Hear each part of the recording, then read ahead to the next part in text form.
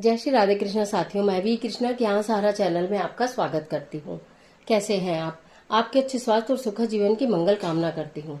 आपके अपने इष्ट देवों को कोटि कोटि नमन करते हुए, बड़ों को प्रणाम करते हुए वीडियो प्रारंभ करते हैं। साथियों, आज बात कर लेते हैं भाद्रपद माह की। भादों का महीना या ये भादवा का महीना क्यों है इतना श्रेष्ठ? इस महीने में हम किन देवी देवताओं की पूजा करें? कब से कब तक ये महीना रहेगा? क्या करें और क्या ना करें, और ऐसा अद्भुत कार्य जो आप अगर इस पूरे महीने में कर लेते हैं तो शायद आपका जीवन ही संभल जाए। आज की वीडियो में समस्त जानकारी लेकर मैं आपके बीच में। चलिए झटपट वीडियो प्रारंभ कर लेते हैं। उससे पहले चैनल पर नए आए हैं तो चैनल को सब्सक्राइब कर लीजिएगा, बेल आइकन का बटन जरूर प्रेस कर लीजिएगा, जिससे वीडियोस का नोटिफिकेशन आपको मिलता रहे। और अगर वीडियो अच्छी लगती है तो वीडियो को लाइक जरूर कीजिएगा, अपने फ्रेंड के साथ शेयर कीजिएगा और अपने कमेंट बॉक्स में अपने देवी देवता का स्मरण करना बिल्कुल मत भूलिएगा। हम आज बात कर रहे हैं भाद्रपद माह की, यानी कि भादों का महीना। हिंदू पंचांग के अनुसार 20 अगस्त से प्रारंभ होगा और 18 सितंबर तक रहने वाला है। इस महीने में गणेश जी की पूजा की जाती है, भगवान कृष्ण जी की पूजा की जाती है, शिव और पार्वती जी की पूजा की जाती है। इसी के साथ साथ भगवान विष्णु के विभिन्न अवतारों की पूजा की जाती है। आप ये देखिए कि कितना महत्वपूर्ण है ये महीना। भगवान विष्णु इस समय शिव सागर में है, यानी कि योग निद्रा में है, लेकिन उनकी पूजा, उनकी उपासना, उनके निमित्त उपाय करते रहने से आपका जो गुरु ग्रह है वो स्ट्रांग हो जाएगा। तो हमें इस महीने में क्या करना चाहिए? वैसे इस महीने में ना ऋतु परिवर्तन होता है, तो हमें अपनी सेहत का भी ध्यान रखना चाहिए और उसी के साथ साथ हमें पूजा पाठ में ध्यान लगाना चाहिए।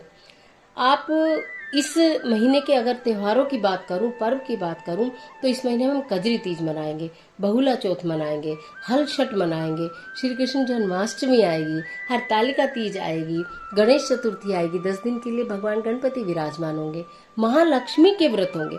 यानी कि पूरा महीना मैं आपको क्या ही बोलूं, कितना महत्वपूर्ण है। इस पूरे महीने में मेरे साथ बने रहिएगा, चैनल पर बने रहिएगा, नजर रखिएगा, क्योंकि एक से एक अनोखी वीडियो मैं आपके लिए लेकर आने वाली हूँ।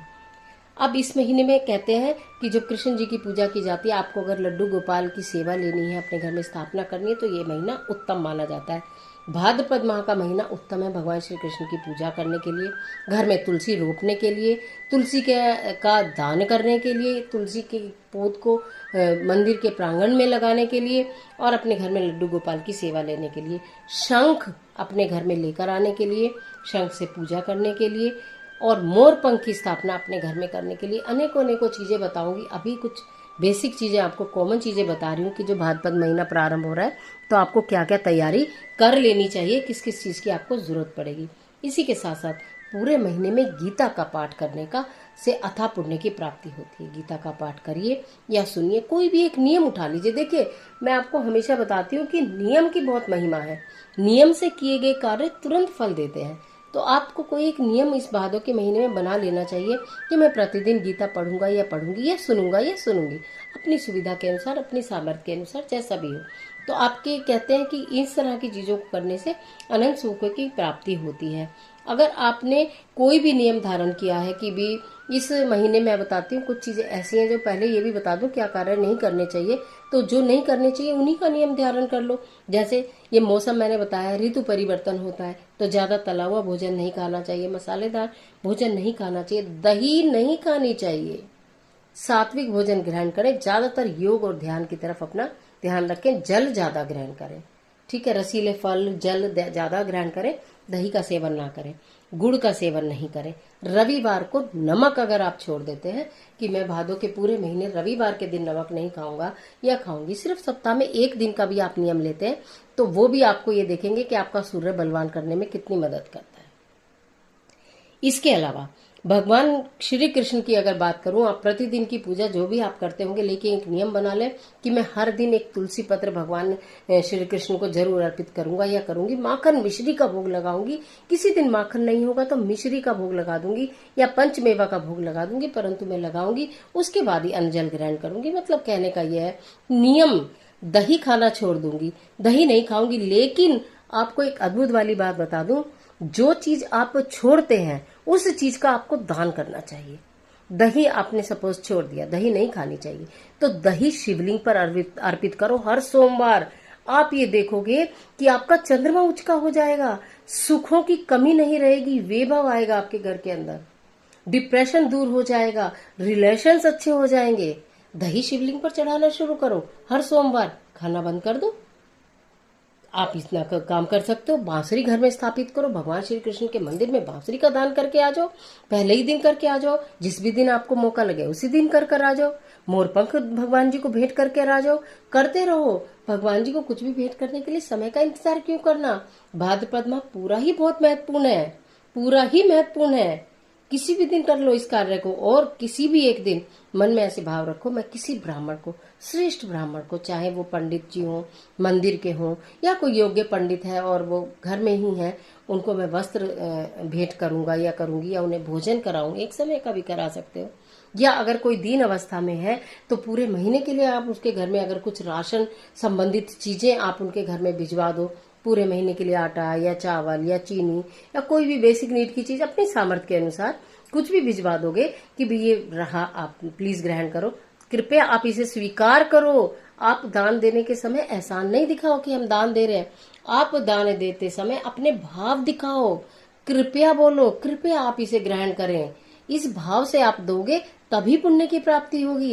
एहसान करके दोगे तो नहीं होगी।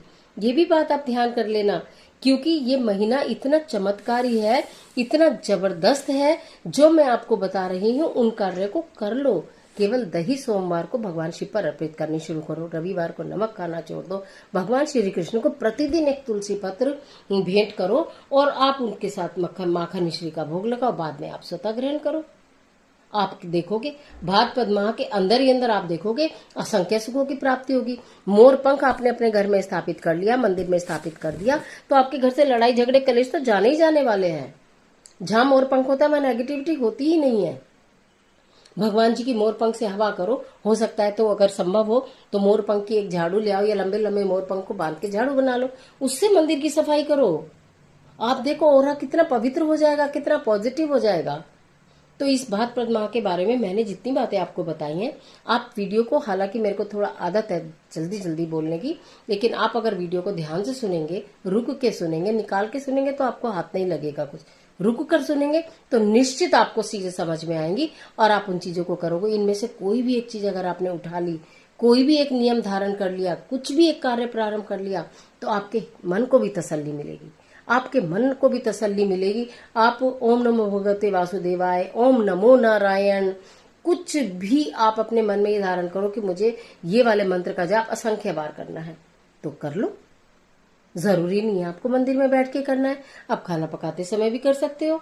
पवित्र भाव से करिए, बस अपनी इंद्रियों को कंट्रोल में करिए। मंत्र उच्चारण जो करो, मंत्र जो आप जब भी करो, बस किसी ऐसी अवस्था में मत करना जो अवस्था अमान्य है। आप मेरे कहने का मतलब समझ रहे होंगे। बाकी समय में आप पूजा कर सकते हो।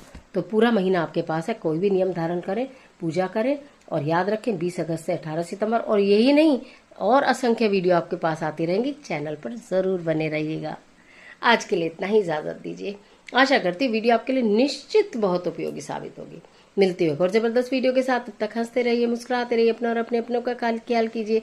वीडियो अच्छी लगे तो लाइक कर लीजिए। भाद्रपद माह की आपको अनंत शुभकामनाएं। भगवान श्री कृष्ण हरि विष्णु की कृपा आपके ऊपर सदैव बनी रहे। भगवान शिव और माँ पार्वती आपको अनंत अनंत अपने आशीर्वाद प्रदान करें। कमेंट बॉक्स में अपने इष्ट देव का स्मरण जरूर करिए। ईश्वर आपकी मदद करे।